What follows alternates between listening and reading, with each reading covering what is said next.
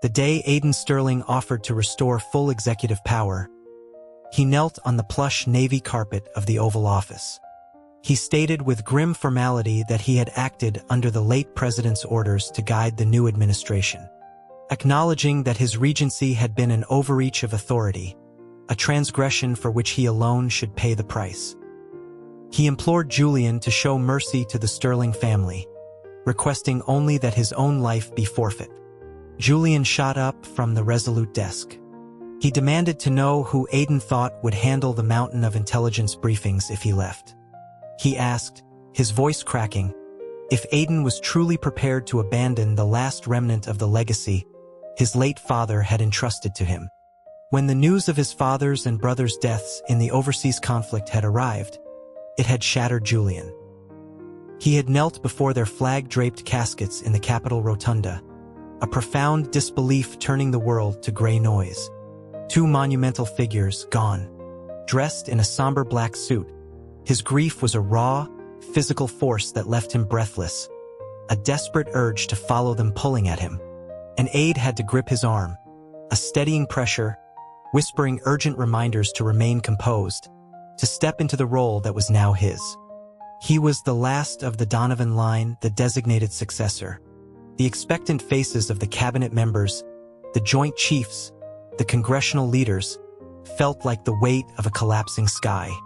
Aiden Sterling's voice, clear and unwavering, had cut through the haze. He had been the first to proclaim loyalty to the new president, a declaration that echoed through the hallowed space as the nation's most powerful figures joined in a deafening chorus of allegiance. Julian felt a wave of nausea, his knees weak, the sheer crushing weight of their expectations nearly sending him to the floor. He wanted to scream that they didn't understand. He was the spare, the afterthought, skilled only in the art of leisurely consumption. His life was meant to be one of quiet, comfortable irrelevance. But his reluctance was immaterial. With his father and brother gone, his succession was absolute. The late President Donovan, in his final hours, had reportedly issued a directive naming Aiden Sterling as regent, entrusting both the nation and his unprepared son to his care. Aiden, who had also served as the former president's most trusted advisor, read the directive aloud with eyes still red from mourning, his cheeks damp. The document stipulated that Julian was to heed Aiden's counsel in all matters, treating him with the same deference owed to his own father. Any defiance could be met with Aiden, acting on the late president's authority, removing Julian from office and overseeing the installation of a new leader. Julian's mind conjured images of public censure or being confined to the residence, stripped of all privileges. A shiver traced its way down his spine. At the state funeral, Aiden was the one who gently helped him rise from his knees, his hands firm on Julian's arms. He smoothed Julian's hair with a soft touch, remarking that the president's profound grief was a testament to his character and a blessing to the nation. Yet, he urged Julian to master his sorrow and rise to the occasion, for the country was waiting. The words only deepened Julian's misery. He wasn't just mourning them. He was mourning the life of freedom that had been stolen from him. He looked up through a blur of tears. Aiden, also in a severe black suit, stood like an austere monument, his handsome face etched with a sorrowful yet unyielding resolve. The sight momentarily stunned Julian, silencing his sobs. A subtle, clean scent of cedar and old books emanated from Aiden, and Julian found himself unconsciously leaning closer. Aiden's body tensed for a second, but he remained still, allowing Julian to seek refuge against him, his tears soaking the lapel of Aiden's tailored jacket. He didn't seem to mind. But what good was a handsome face, Julian thought bitterly, if he couldn't take this presidency for him? As it turned out, he could. Though Julian's relationship with his father had been distant and cool, he had to concede the man's impeccable judgment in choosing staff. He had known of Aiden Sterling mostly by reputation, a constant murmur in the halls of power. A political prodigy who had made chief of staff before 30, known for his incorruptible nature and fierce loyalty to President Donovan. Even Julian's older brother, the golden child and heir apparent, had addressed him as Mr. Sterling with a measure of cautious respect. Aiden was audacious, possessing a youthful fire that led him to pursue corruption investigations with a relentless zeal, sending several established political figures to prison and making powerful enemies in the process.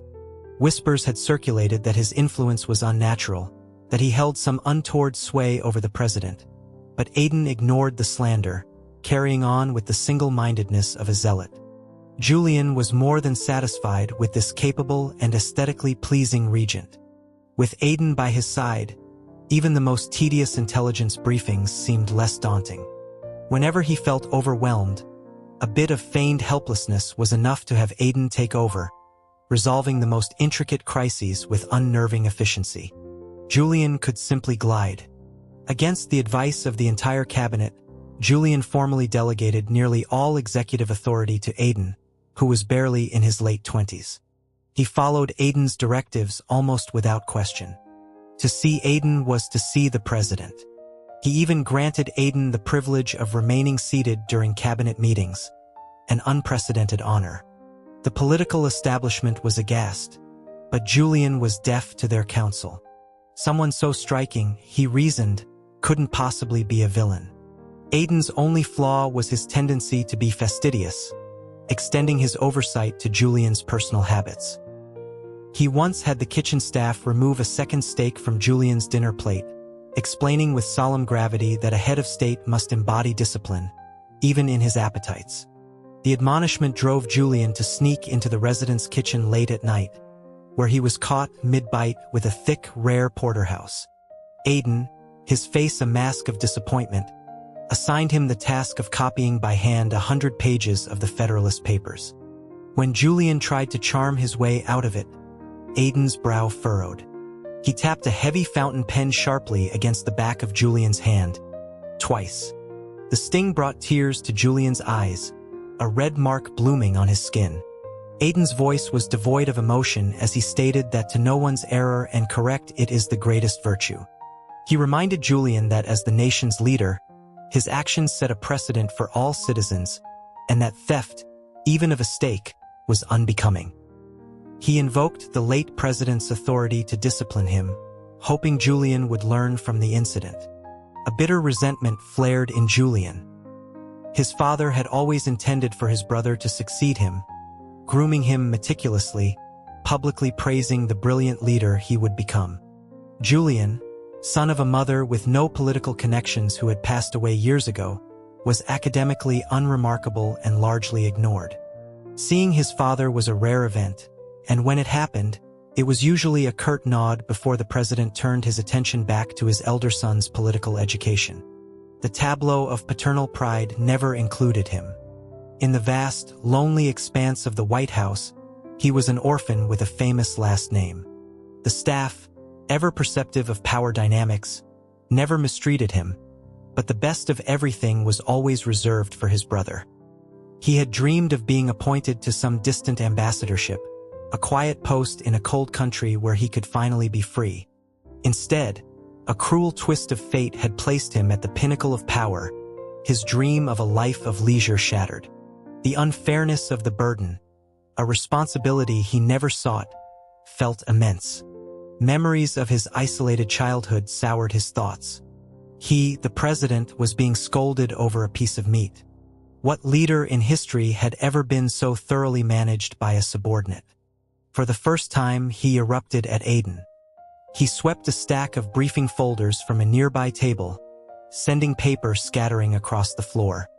He demanded to know whether Aiden or he was the president, and why his every move, from state policy to his diet, required Aiden's approval. He declared that the entire country was his, and that accusing its leader of theft was a crime in itself. Perhaps, he spat, Aiden should just take the title. He would draft the executive order himself, and the Donovan dynasty could end, replaced by the Sterlings. With a furious flick of his wrist, he turned his back, expecting Aiden to placate him. A few soft words, permission to eat the steak, and the incident would be forgotten. In the dim light of the study, Aiden's face went alarmingly pale. He managed a strained smile, his voice gentle as ever, but the hand at his side trembled. He bowed low from the waist, He told Julian that if he could truly think with such cold calculation, then Aiden's duty was fulfilled. The nation was his, after all, and a true leader must possess such ruthlessness. He urged Julian not to soften if that day ever came. With those words, Aiden gave him a long, deep look, turned, and left, stumbling over the threshold in his haste. His silhouette receding down the long hallway, looking fragile and utterly alone. Julian stared at the stake and frowned. What day? What had Aiden understood?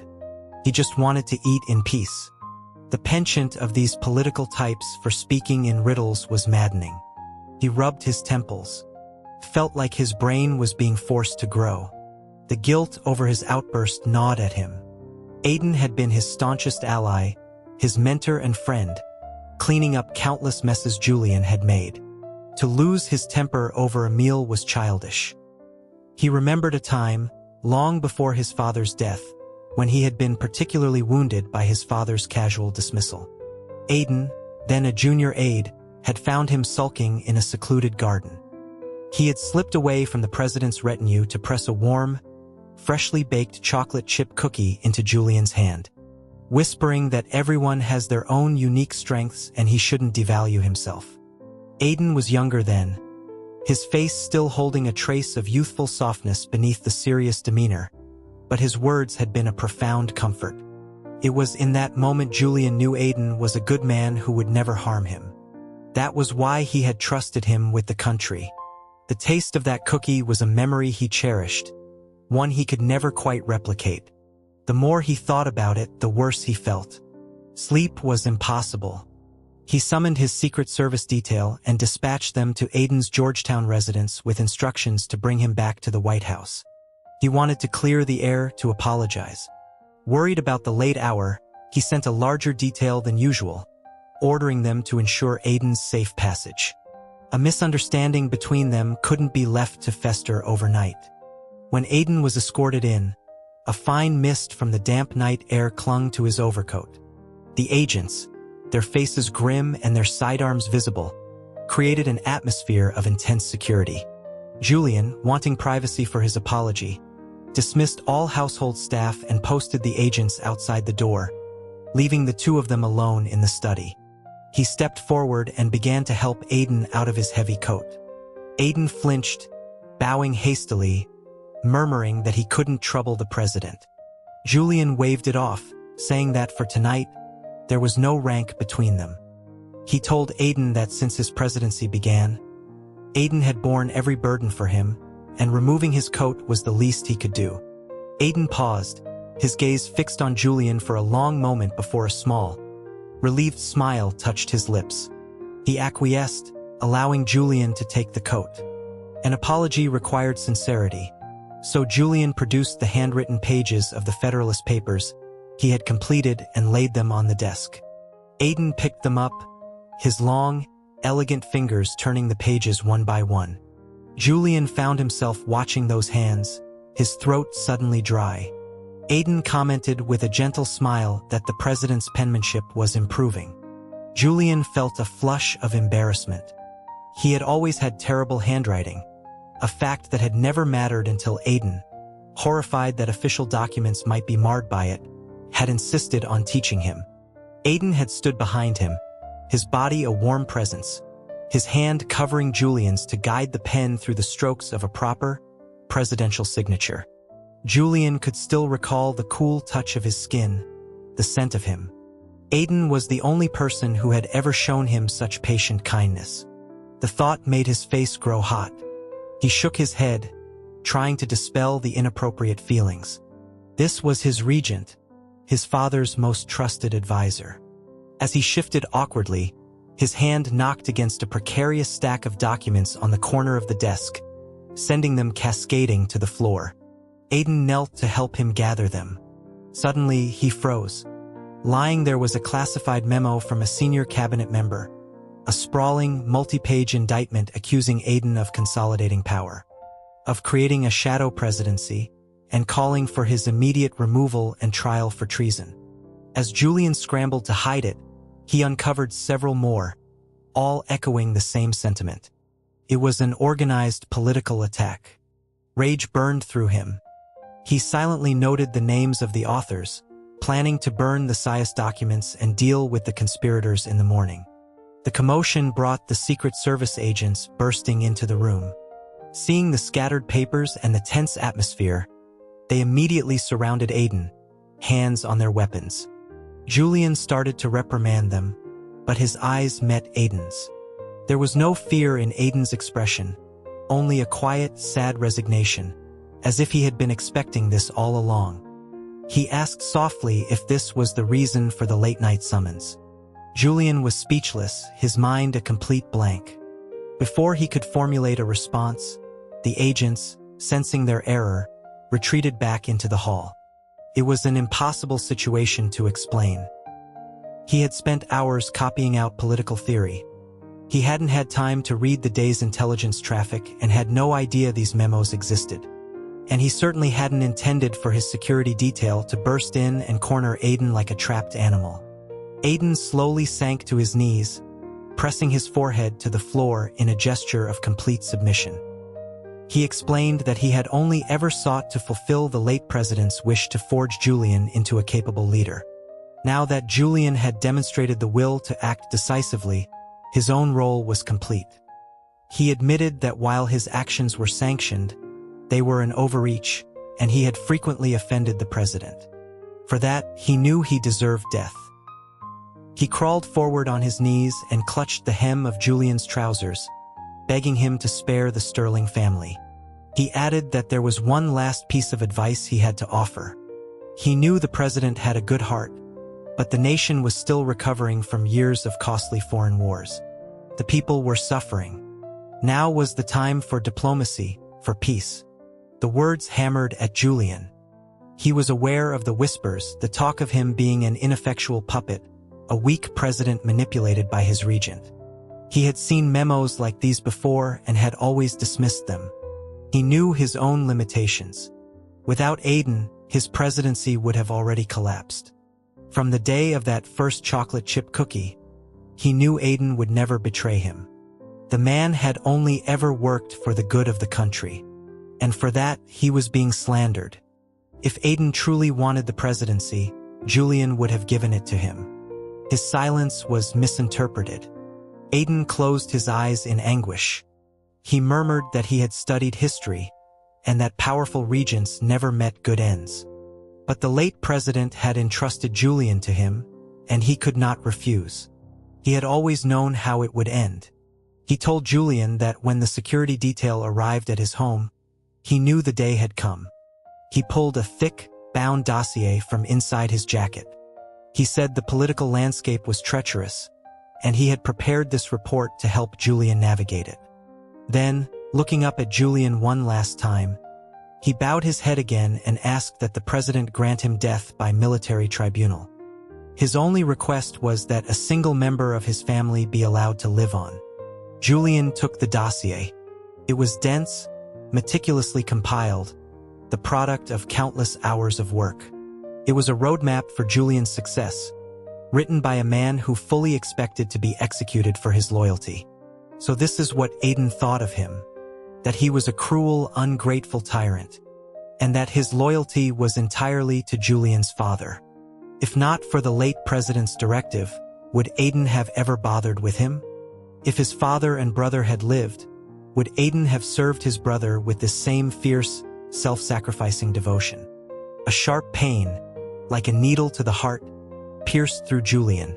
The moonlight that had finally found him was only a reflection, borrowed from another. That would not do. Aiden was his regent, and he would belong only to him. He made a decision. He bent down, a plan forming to shock Aiden out of his noble self-destruction. He tilted Aiden's chin up with his fingers. Aiden's eyes remained downcast, still observing the protocol between subject and sovereign. A faint smile played on Julian's lips. He traced a line from Aiden's jaw to the hollow of his throat, his index finger pressing lightly against the frantic pulse there. Aiden's eyes shot open, wide with alarm, and met Julian's deliberately ambiguous gaze. Ignoring his shock, Julian's hand slipped lower, inside the collar of his shirt. Aiden's voice was a strangled whisper as he asked what the president was doing. Julian's expression darkened. He asked, his voice low, how he measured up as a leader compared to his father and brother. Aiden, turning his head away, replied with a tremor in his voice that he wouldn't dare judge the former president, but that Julian's kind heart made him a benevolent ruler. Julian pressed, his voice laced with melancholy, asking if Aiden agreed with the others, that he was an incompetent fool who stumbled into power by a fluke of fate. Aiden, though clearly distressed, dutifully answered that the president was brilliant but had never been given the opportunity to learn. If he applied himself, he could be one of the greats. Then, as if believing his final moments were at hand, he began to earnestly lay out a detailed foreign policy strategy. Speaking of the previous administration's costly military campaigns and his own futile attempts to advocate for peace, he explained that the late president had valued his skills but not his ideology. They were not, in the end, on the same path. But Julian was different. Julian raised an eyebrow, suppressing a surge of triumph. He asked how he was different. Aiden replied that Julian was open-minded, willing to listen, and fundamentally averse to war. The peace and prosperity the nation now enjoyed were, he insisted, Julian's achievement. Julian didn't have the heart to tell him it was mostly due to his own laziness. But if Aiden saw it that way, then it must be true. It was enough that in Aiden's eyes, he surpassed his father and brother. His mood soared. He was about to help Aiden up and explain everything when he took in the man's state. His shirt was half open, his forehead slick with a fine sheen of sweat, his hair in disarray, all Julian's doing. He cleared his throat, intending to move past the moment, but Aiden remained kneeling, insisting that the president must remember his words and never again commit the nation to war. Such loyalty could not belong to a traitor. Julian nodded, promising that he wouldn't. He assured Aiden that the Sterling family would not be harmed. As he adjusted Aiden's collar, he asked if he could finally be at ease. Aiden caught his hand, his eyes downcast. He asked what Julian had been trying to do just now. The question stopped Julian cold. He could feel the desperate, possessive part of himself rising to the surface. What had he been doing? He had been trying to chain Aiden Sterling to his side, to erase his father and brother from Aiden's mind until only Julian remained. Not as a duty, but as a genuine, singular devotion. In the heat of the moment, he had nearly stripped him bare. Julian, Aiden whispered, the use of his first name a shocking intimacy. The sound sent a shiver through him. Aiden guided Julian's hand to the buckle of his belt. What you desire, he said, his voice soft and husky, is what I desire as well. That day in the garden, when I saw you, it was immediate. The cookie was an excuse. He looked up, his face flushed. I am asking you on what I thought was my last night on earth, to be kind to me. With a flick of his fingers, the belt was undone. He then removed the clip from his hair, letting it fall like dark silk around his shoulders. The cool, remote Aiden Sterling was blushing, a sight so potent that Julian's control shattered. It was only when he had pushed Aiden back onto the bed that he saw the blush had spread across his entire body. Aiden, finally realizing the situation had irrevocably changed, tried to scramble away, stammering an apology for his impertinence. Julian caught his ankle. It was too late. The next morning's cabinet meeting was thick with tension. News of Aiden's late-night summons by an armed detail had spread like wildfire. His failure to appear at the morning briefing had fueled speculation that a major political shift was underway. Julian yawned, his mind filled with the desire to be back in his chambers, wrapped around Aiden. But General Miller, the chairman of the Joint Chiefs, rose to speak. It was Miller who had authored the most venomous of the memos. He was a relic of his father's administration, and Julian found him intensely irritating. Miller's face was alight with triumph as he asked if the president had finally seen Aiden Sterling's treasonous nature and was ready to hold him accountable. Before Julian could reply, a voice from the doorway stated that he found the general's assertion baseless and asked what crime, precisely, he was supposed to have committed. Aiden walked in. He looked composed, but Julian noticed the slight stiffness in his gait, the way he subtly braced his hand against his lower back. Julian immediately ordered a chair be brought and placed next to his own, an aide rushing to add a soft cushion. The gesture did not go unnoticed. General Miller became more agitated, accusing Aiden of flagrant disrespect by daring to sit at the president's level. Julian's temper flared. It was none of the old man's business if Aiden sat on his lap. Under the table, he gently nudged Aiden's leg with his foot, and was rewarded with the sight of Aiden's ears turning a deep, satisfying crimson. General Miller, his voice booming with righteous fury, declared that he was accusing Aiden Sterling of high treason, of colluding with a foreign enemy, resulting in the death of the late president on the battlefield. The room erupted in shocked murmurs. Miller slapped a file folder on the table. Inside were copies of letters, written in Aiden's distinctive hand, detailing the former president's troop movements and strategic plans. The evidence seemed irrefutable. Miller, his face a mask of grief and rage, pointed a trembling finger at Aiden and called him a traitor. Julian glanced at Aiden, expecting a denial, a defense, anything to bring this farce to a close. Instead, Aiden calmly acknowledged that he had written the letters. He looked directly at Julian and requested that the president deliver his judgment, admitting that he had been compromised and had betrayed his country. His confession was delivered with the casual air of a man discussing the morning's weather. Julian's gaze flickered between the smug general and the serene Aiden, a dawning sense of being the only person not in on the joke washing over him. With the evidence presented and the confession given, he clenched his jaw. "Fine," he said, his voice cold as ice. "Take him into custody. I'll handle the interrogation myself." He needed to know what game Aiden was playing. In the stark, windowless interrogation room deep within the White House, Aiden stood stripped to his undershirt. Julian's hands roamed his waist, pinching here and there. Aiden tried to pull away, but his hands were secured.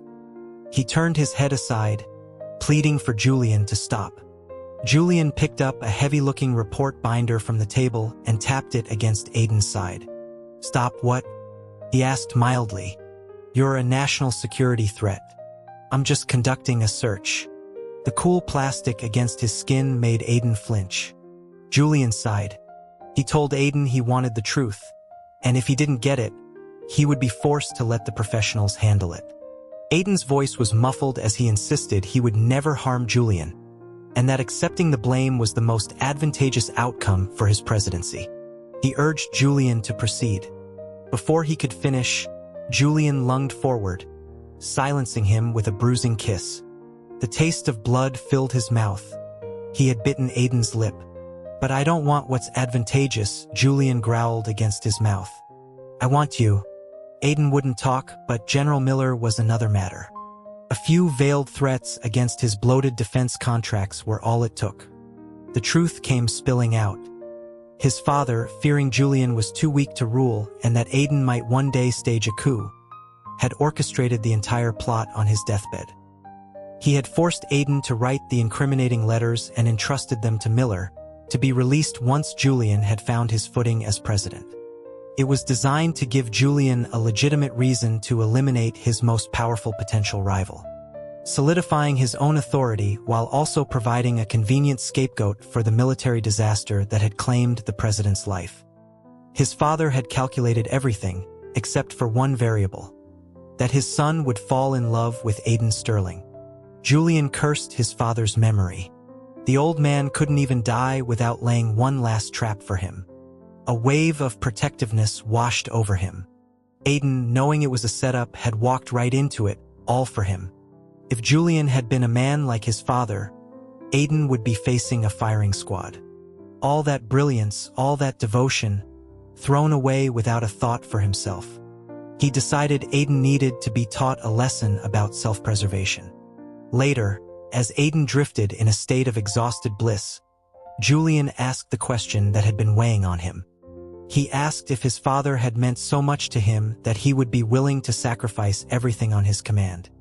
Aiden was silent for a long time. Then he turned, his eyes clear and still damp. "It was never for him," he whispered. "It was for you. Because you were the one who would take his place. I was willing to be the stone beneath your feet." "You foolish, beautiful man," Julian thought. He pulled Aiden into a tight embrace, holding him as if he might disappear. The moon was high and bright in the sky outside, its light pouring into the room. At last, it was his, and it shone for him alone.